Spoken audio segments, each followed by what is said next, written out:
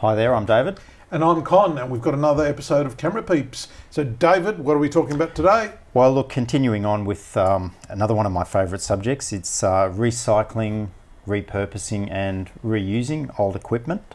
And today we're singling out the Chimera speed ring, and I think I remember those. I used to have those on my Redheads and Arri 650s and stuff like that. And the 300s, yeah. And most of us who have them, they're probably sitting. Yeah, I still got mine. Yeah. Yeah. So look, I can't stop pursuing improving the LED lights that we have, and I thought, well, the LED, the flexible LEDs, the flexible like LED. That one's my Aladdin. Yep.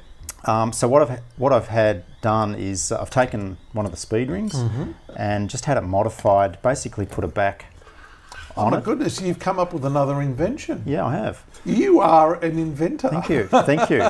Well, look, I don't like to throw things out and I don't like to see them sitting around, and I sort of figure, well, this could actually appeal to a few people, because a lot of people are in the same situation, that we've got our 650s and our 300s. Now, just to interject there, those things weren't cheap either. Look, I recall, fitting out one Arri 650 or a 300 or whatever. By the time you bought the softbox and the egg crate and the speed ring, I think it was pretty much $1,000 per light. Yeah. And of course, they're worth nothing on the second-hand market. So we can repurpose them. And I love the fact that you're repurposing some gear that we already might have sitting there doing nothing. Yeah. I mean, here's a picture of it here. It works well on a C-stand. Yep.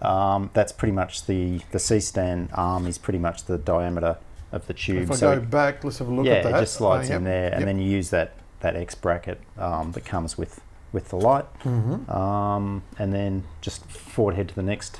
Oh, so the light's actually, so that goes right through your speed ring there, and then the end of the extension boom arm there, you attach the light to, and it's got a ball head in there in case you want to tilt it. And and look, that's so on a C-stand, some people might have different setups, but look, for me that sort of seems to work okay, and you've got a lot of adjustment. Then you can sort of flip the rectangular shape of so you can the Chimera. spin it. That's a good thing. Yeah.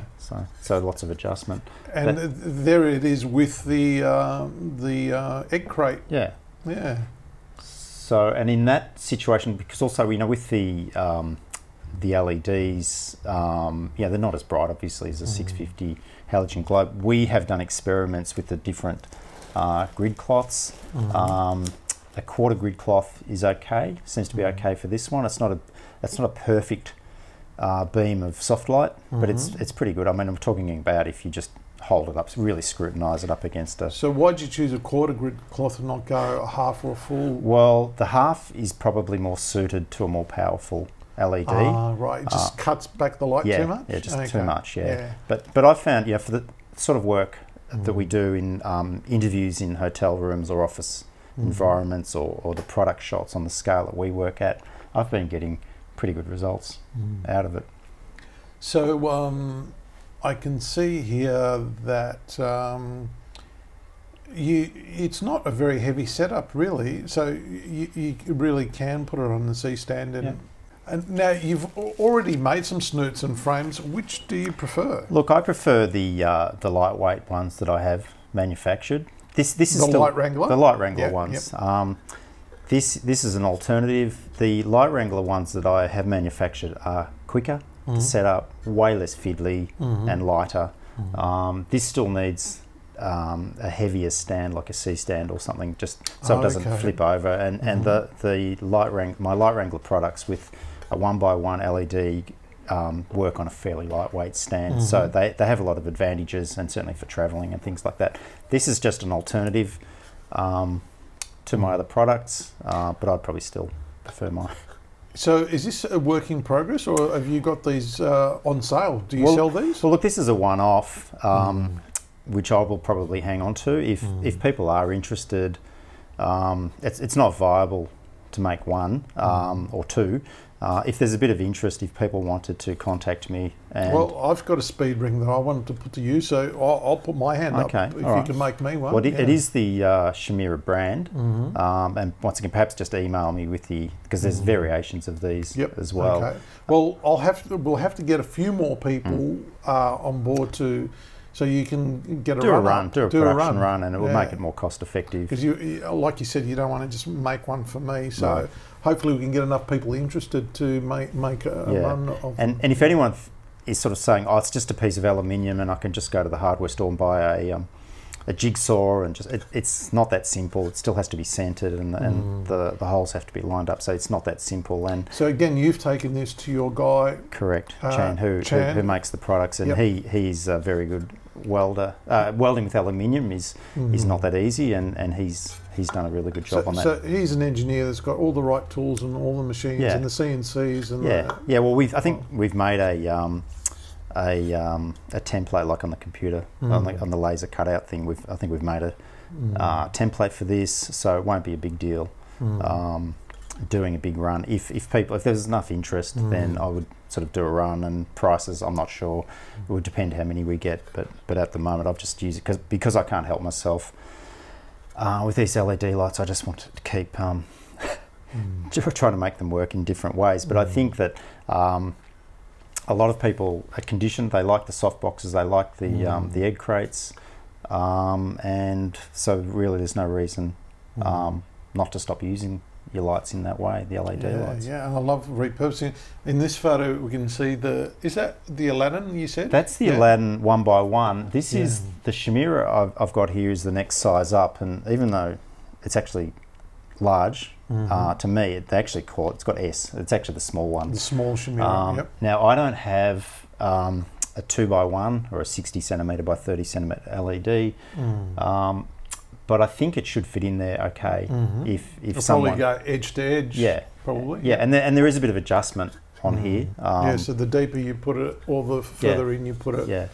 So I know some of the guys are using the 2x1s, and they are quite useful for two-shot interviews or just lighting a bigger space. So in theory it should work, but once again, if there's a bit of interest, please get in touch. Do you have a name for this new invention? No. So it's still a work in progress. It's a Chimera hybrid, backyard, whatever.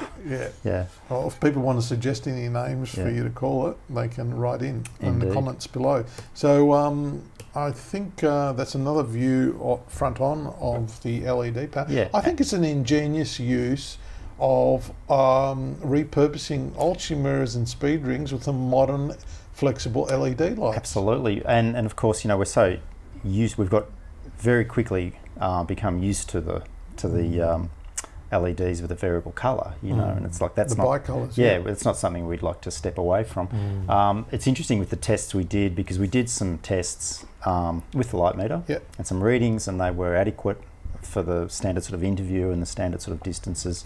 We've got the foot candles going there. But one thing that was funny that with the top using these with redheads and things, how we always used to have to leave that the heat. But we did find that the heat does actually still build up. The LEDs actually do emit a bit of heat, and from the back. From the back. So I will probably continue with that practice of opening up the little flaps at the top, just let the heat out, because we want these lights to last a long time, and I think that will probably help if they can cool, sort of keep ventilated. Well, David, may I congratulate you again for innovating further and making our life in our business, in our industry, a lot easier.